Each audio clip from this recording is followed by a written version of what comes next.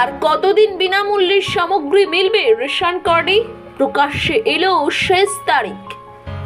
দেশে অনেক ধরনের প্রকল্প চলছে, যার মাধ্যমে দরিদ্র শ্রেণী ও অভাবী মানুষদের সহায়তা প্রদান করা হয়, যেমন রেশন কার্ড।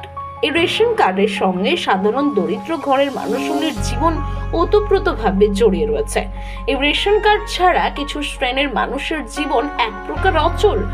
রেশন কার্ডধারীরা প্রতি মাসে সস্তা দামে রেশন দোকান থেকে গম এবং চালের মতো জিনিস পান। একই সঙ্গে করোনা মহামারীর সময় থেকেই সরকার দরিদ্র মানুষকে বিনামূল্যে রেশন দেওয়ার কর্মসূচি শুরু করে, যা এখনো অবধি চলছে।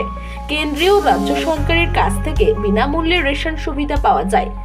আপনিও যদি বিনামূল্যে রেশনের সুবিধা পেয়ে থাকেন, তাহলে আপনার জন্য রইল এক অত্যন্ত জরুরি খবর।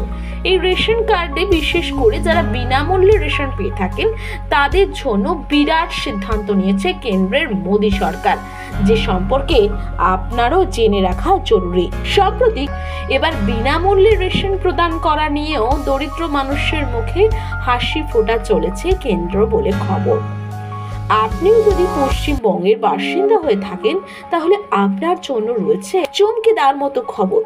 এতদিন যাদের কাছে AYPWH, SPHH এর মতো BPL কার্ড রয়েছে, তারা বিনামূল্যে রেশন থেকে চাল, ডাল, তেল, গম, ছোলা, আটা, তেল পাচ্ছিলেন। অন্যদিকে পশ্চিমবঙ্গের কিছু মানুষ যাদের RKSY1 এবং RKSY2 কার্ড রয়েছে, তারা বিনামূল্যে রেশন পেয়ে থাকেন। খাদ্য দপ্তরের তরফে বলা হয়েছে, এই বিনামূল্যে রেশন দেওয়ার সময়সীমা কেন্দ্রের তরফে বাড়িয়ে আনা হয়েছে।